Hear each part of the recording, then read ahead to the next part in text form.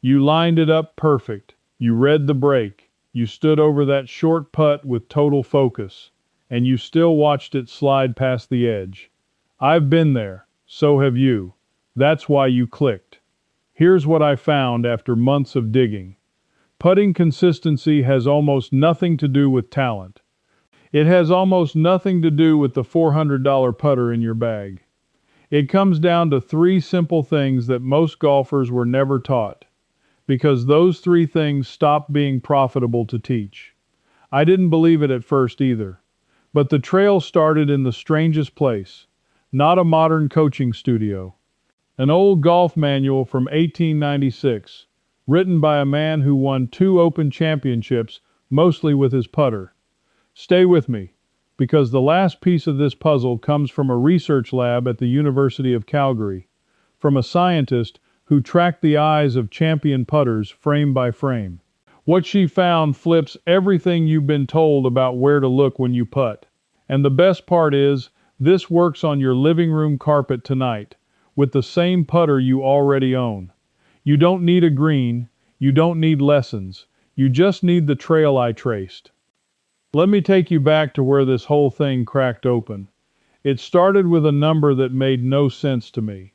I was reading through the research of a man named Dave Pelz. Now, Pelz is not some guru who talks in feelings. He worked for NASA for 14 years as a physicist before he devoted his life to studying the short game. And when a rocket scientist decides to measure putting, he measures everything. Pelz tracked thousands of putts, amateurs, professionals, weekend players like you and me. And he found something that stopped me cold. Somewhere around 2 out of every 3 putts that miss are missed because of the wrong speed, not the wrong line. Read that again. Most of your missed putts aren't missed because you aimed wrong. They're missed because the ball was going too fast or too slow. I sat with that for a long time. Because think about what we all do on the practice green. We obsess over the line. We crouch down behind the ball. We plumb bob with the putter shaft. We read the break like we're studying a treasure map. And Pelz is telling me that the line is the smaller half of the problem. So here's where it got interesting. Pelz didn't just find the problem. He found the answer, and the answer was a specific speed. He discovered that a putt has the best chance of falling in when it's rolling at a pace that would carry it about 17 inches past the hole if it missed.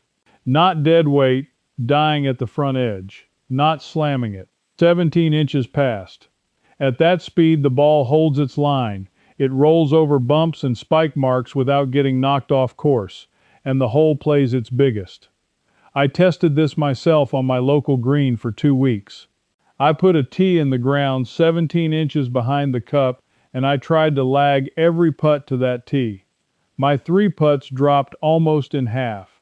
Not because I got better at reading greens, because I finally understood that speed was the master key.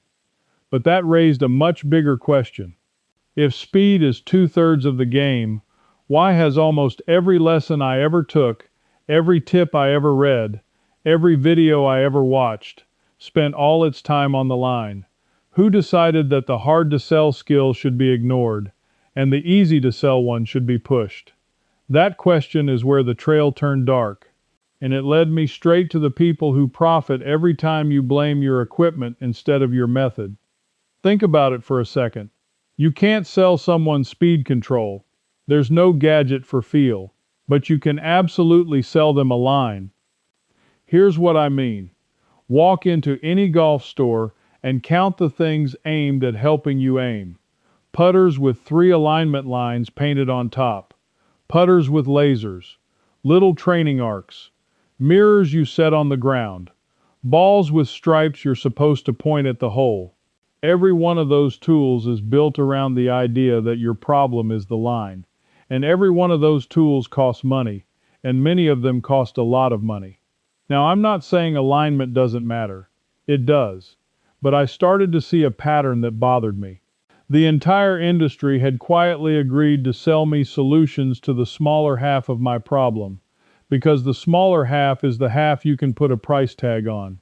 Feel is free. Speed is free. Tempo is free. There's no profit in telling a man he already owns everything he needs. So I went looking for what golfers did before all of this. Before the laser putters. Before the $400 milled faces. Before the training aids. And that's when I found him. His name was Willie Park Jr. He won the Open Championship in 1887 and again in 1889. And in 1896 he did something almost no professional golfer had done before. He wrote a book. It was called The Game of Golf, and it was the first full instructional book on golf written by a working professional player. Park had a saying that got passed around for 100 years. He said, "A man who can putt is a match for anyone." He built his whole reputation on the green. And when I dug into what he actually taught about putting, there was no mention of alignment lines, because they didn't exist. There was no mention of the perfect gadget. Instead, he wrote about touch, about the feel of rolling the ball the right distance, about treating the putt as a matter of judgment and feel rather than mechanics. That was the first clue snapping into place for me. The greatest putter of his era, the man who literally wrote the book, cared most about the exact thing the modern industry ignores: speed, feel, distance. But here's the thing that kept me up at night. If feel is the answer, how do you teach feel to someone who doesn't have it? Because just feel it is useless advice. It's the kind of thing a natural says to someone who struggles, and it helps no one. There had to be a mechanical foundation underneath the feel, something you could actually build. And that's what the next clue gave me. It's the first of the 3 steps, and it's so simple you'll be angry no one showed you sooner. The first step is where your eyes are. Let me back up. When I was chasing the feel question, I kept running into the same idea from teacher after teacher, going all the way back to the old-timers. They all said, in different words, that a good putter's eyes must be directly over the ball, or just barely inside it, at address. And I thought, that can't matter that much. It's just eyes. I was wrong. Here's why it matters, and here's the test that proved it to me. Your eyes are a camera. When that camera sits directly over the ball and the target line, you see the true line. You see straight. But the moment your eyes drift back, away from the ball, toward your body, something strange happens. Your brain sees the line curving out to the right, if you're a right-handed player, and your body obeys what your eyes report. You unconsciously push the putter out and cut across the ball to correct for a curve that isn't even there. You miss, and you have no idea why, because your stroke felt fine. Your eyes lied to you. Here's the test, and it costs nothing. Take your normal putting stance over a ball. Now take a second ball and hold it up against the bridge of your nose, right between your eyes. Let it drop. Where does it land? If your eyes are truly over the ball, that second ball drops right onto the ball on the ground, or a hair inside it. If it lands well inside your feet, toward you, your eyes are too far back, and you've probably been fighting a phantom curve for years. I did this in my garage. My drop ball landed a good 3 inches inside the target ball. 3 inches. I'd been setting up wrong my entire golfing life. I adjusted. I stood a touch closer. I got my eyes over the line, and the very first putts I hit afterward started coming off the face straight, without me trying to steer them. Now here's a detail from the old masters that most modern instruction skips right over. It's not only about being over the ball side to side, it's about being over the right part of the ball front to back, so you catch it slightly on the upswing and start it rolling instead of skidding.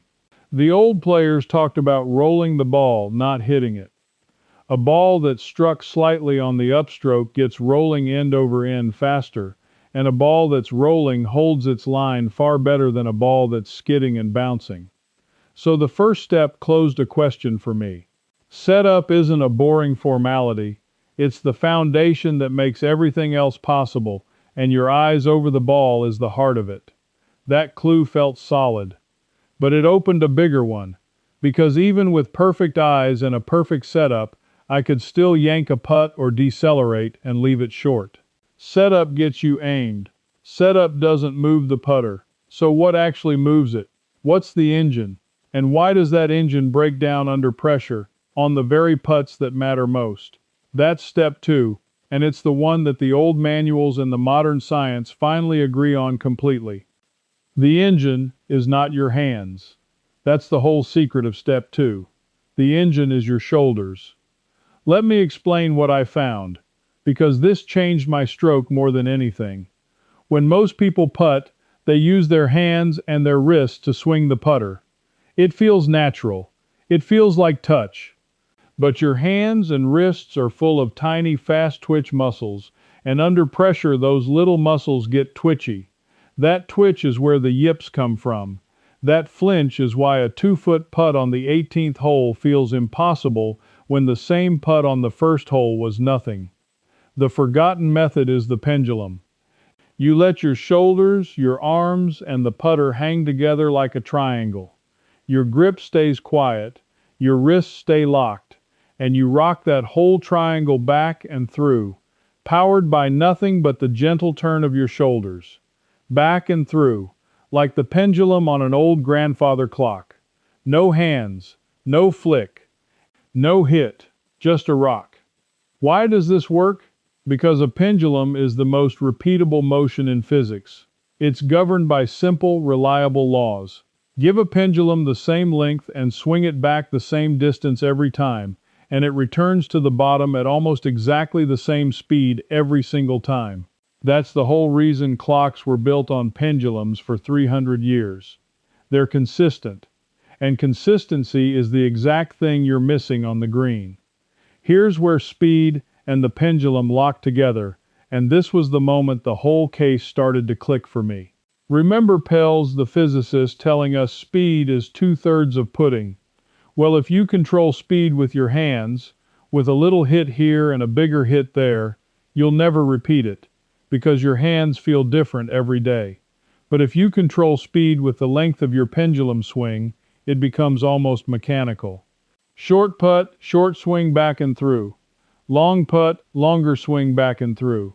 Same tempo, same rhythm every time. You're not deciding how hard to hit it, you're deciding how far to swing it. Those are completely different skills, and one of them is 1,000 times more reliable. Think about that for a second. You just watched a putt slide past the edge, and the fix wasn't talent or a new putter, it was a speed you were never taught, tested with a tee in the ground. That's the whole idea behind the complete golf fix system. It gathers every fix, every case, every tool in one place, so the guessing stops for good. Inside, the first fix shows you how to diagnose exactly where your shots are leaking strokes, and the 6-week fundamental protocol worksheet gives you a structured plan built for golfers who are done guessing. And here's a check you can run tonight, for free, right on your carpet. Put a tee 17 inches behind a cup or a coin, and lag 10 putts to it. Count how many roll past to that mark, and watch your feel wake up in a single session. The fastest way to get the books is to scan the QR code right there on your screen, or go to the link in the description or the pinned comment.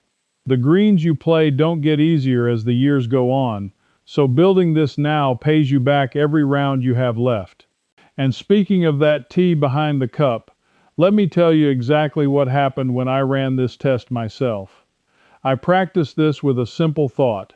I imagined a clock face standing up in front of me.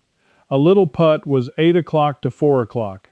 A medium putt was 7 to 5. A long putt was 6 to 6. I stopped thinking about power entirely. I only thought about the length of the swing.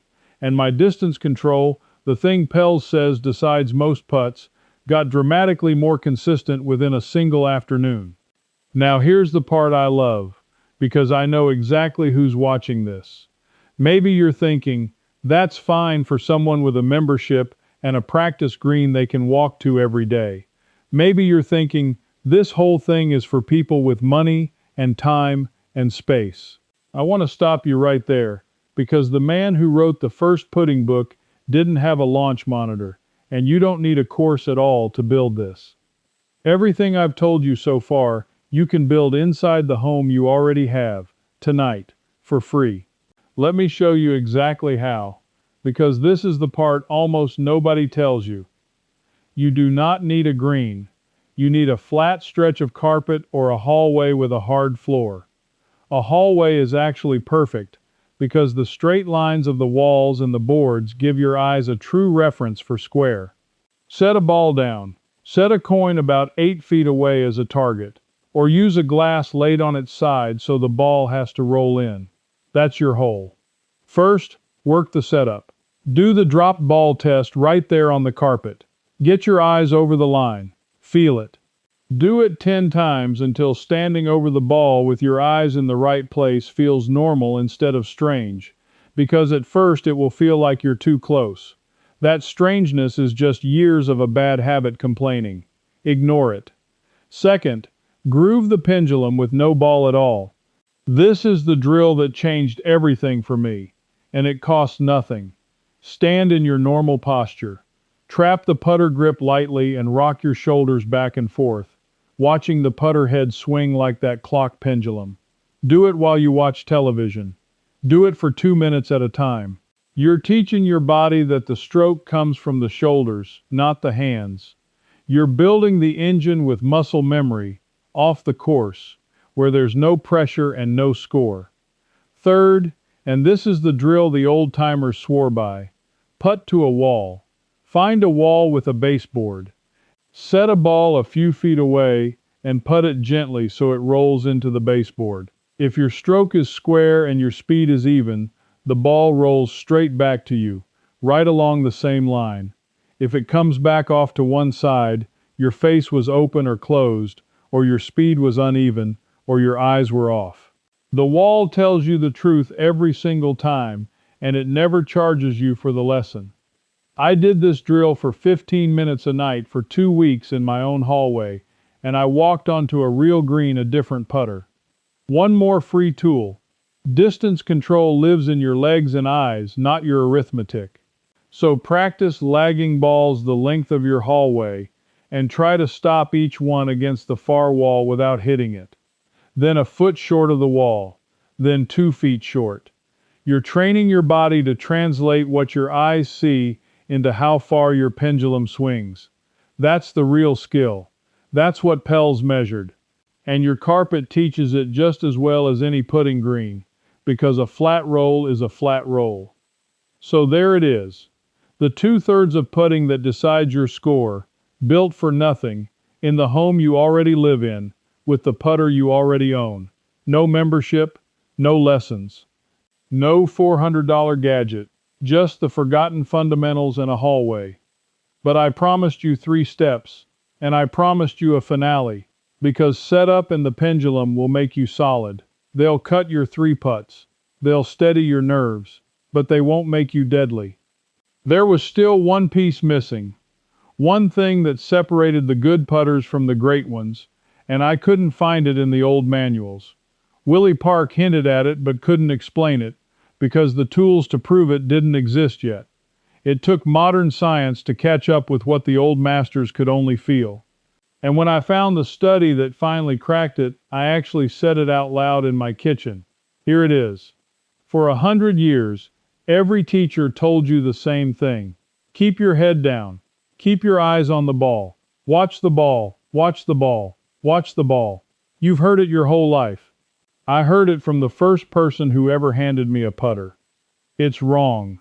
Or at least, it's the smaller half of a much bigger truth. The last piece of this puzzle came from the work of a scientist named Dr. Joan Vickers at the University of Calgary. Starting in the late 1980s and through the 1990s, she did something nobody had done before. She strapped eye-tracking equipment onto athletes and recorded exactly where their eyes went, frame by frame, during a performance. And she studied putters, good ones and great ones.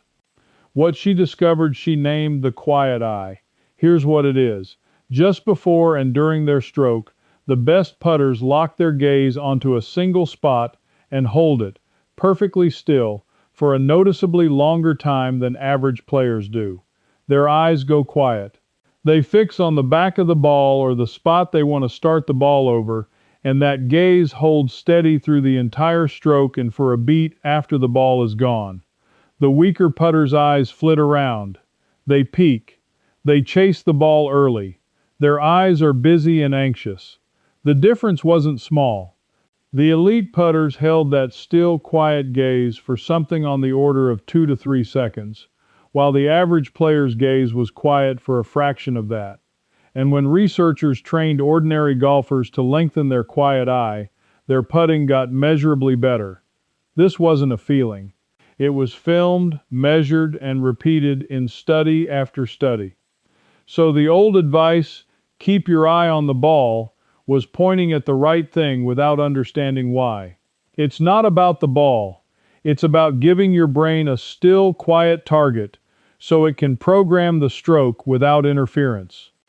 A busy, darting eye feeds your brain chaos, and your hands twitch to match.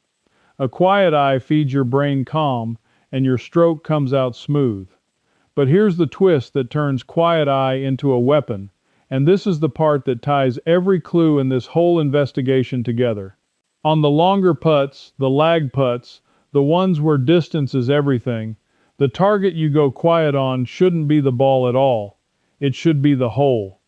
Let me explain, because this is the forgotten method that hides in plain sight. Think about throwing a ball to someone. Do you stare at the ball in your hand? Of course not. You look at the person, your eyes lock on the target, and your body, without any conscious math, figures out exactly how hard to throw. Your brain is a distance calculating machine, but only when you give it the target to look at. Putting is the same, and the old players knew it in their bones even if they couldn't prove it. Some of the greatest lag putters who ever lived would look at the hole, not the ball, as they made their stroke on long putts. When you keep your head down and stare at the ball, you starve your brain of the one thing it needs to judge distance, which is a good long look at how far away the target is. But when you hold a quiet, steady gaze on the hole itself while you make your pendulum stroke, your body calibrates the length of that stroke automatically, the same way it calibrates a toss. Remember what Pels proved. 2 out of 3 misses are the wrong distance. And here's the method that fixes distance better than anything else I tested, and it's free, and it's been quietly used by the best for over a century, and modern science just now confirmed the mechanism behind it. So here's exactly how I put all 3 steps together, and how you can do it this weekend. Step 1. Set up with your eyes over the ball, using the drop test until it's automatic. Step 2. Make your stroke a pure shoulder pendulum, letting the length of the swing control the speed. No hands, no hit. Step 3. On your short putts, hold a quiet, still gaze on the exact spot you want to start the ball over, and hold it through and past the stroke. And on your lag putts, the long ones, take 2 or 3 looks at the hole, then keep your eyes soft on the hole, or on a spot along your line, while you stroke it, and trust your body to send it there. I took all 3 onto the course together for the first time last month.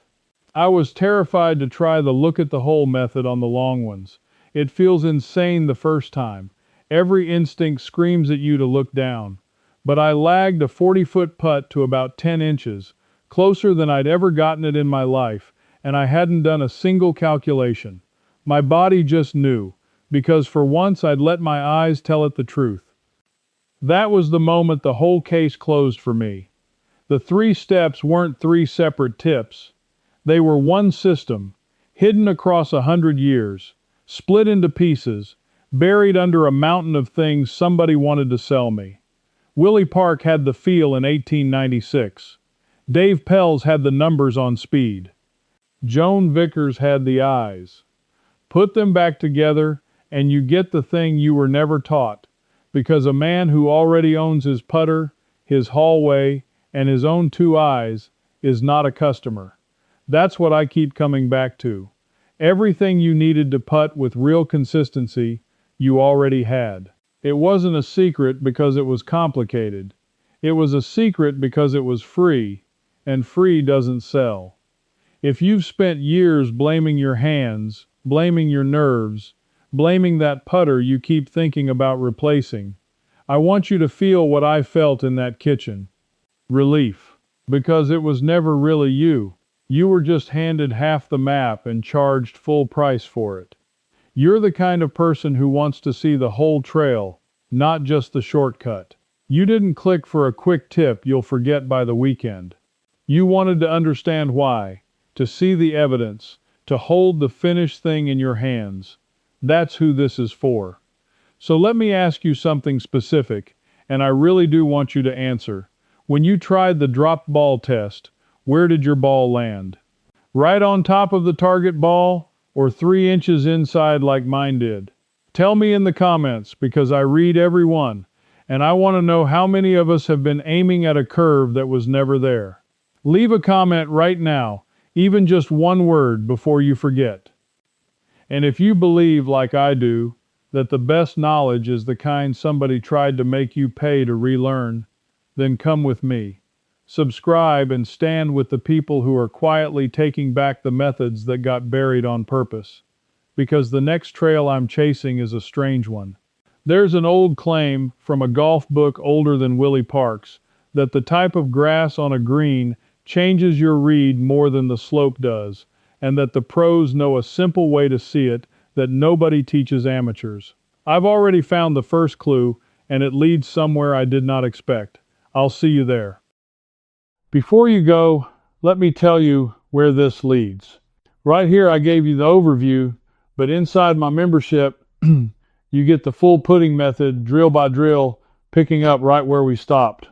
And if a step puzzles you, ask me. A real person, me, answers you myself.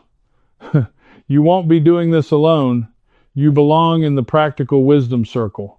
Just point your phone at the code on screen. Cancel any time with one click. Now that your putting feels steadier, let's fix those short shots around the green. In this next one, I'll show you one simple change that helps you strike crisp, clean wedges every single time. It's starting right here.